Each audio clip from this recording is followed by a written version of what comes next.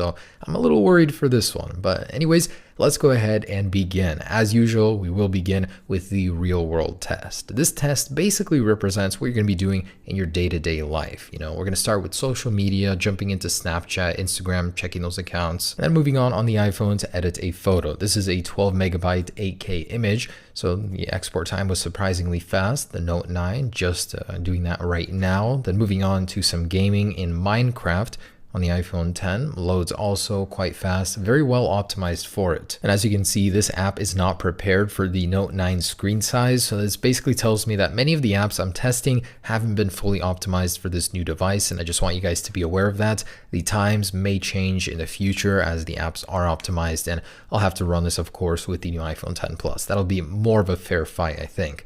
Anyways, they're still neck and neck here at the asphalt racing game, moving on to Netflix, and then jumping right back into a very large application, Grand Theft Auto San Andreas. And I'd like you guys to know I am running iOS 12 Beta 8 on the iPhone, and I know it's not finished software, but I've been getting spectacular results with it, and I wanted to put it to the test here. It definitely will not be slower than iOS 11.4.1, and I think the results will speak for themselves. Anyways, this is where the iPhone starts pulling ahead, and I noticed that with the fluid interface, I was able to leave applications, enter new ones a little bit faster, so I don't have to wait for the app to fully close on the iPhone. I really like that. The interface almost seems a little clunky on the Note 9. I don't want to talk trash, but it's just not the same feeling going from an iPhone and straight to that. And that's because of the input on the iPhone. It measures at 120 hertz and definitely shows. At this point, we are importing and preparing a 4K video clip. It's about 1:30 in length, and most of the time this is where all of the devices start hanging and falling behind, and it really depends on the processor's optimization of 4K video, and the iPhones have always excelled at this. The A series is definitely great for encoding.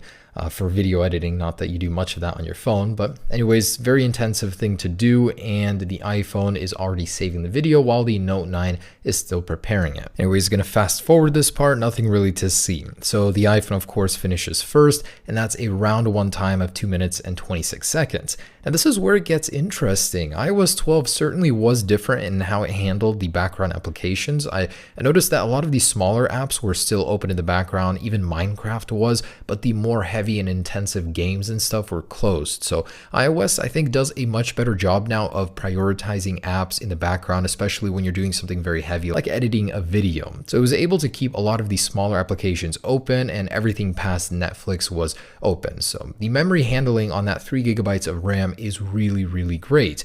And this is where I was a little confused by the Note 9. With that 6 gigabytes of RAM, did it really need to close the applications that it did? So there were several applications that it shut down in the background to prioritize that video editing, and that dragged on its round 2 score. I'm surprised because I haven't seen this behavior before on a Note series, and the Note 9 is the first one that actually closed apps in the background. The round 1 time wasn't as great as the iPhone X, but it did beat the Snapdragon 845 in the Galaxy S9 Plus, which was 3 minutes and 4 seconds. So maybe that extra 0.1 clock speed did help there. Round 2, not too shabby, 42 seconds. It still did beat the iPhone X, but the iPhone X's old one was around 54 seconds, so an improvement there as well. And with an old time of 2:30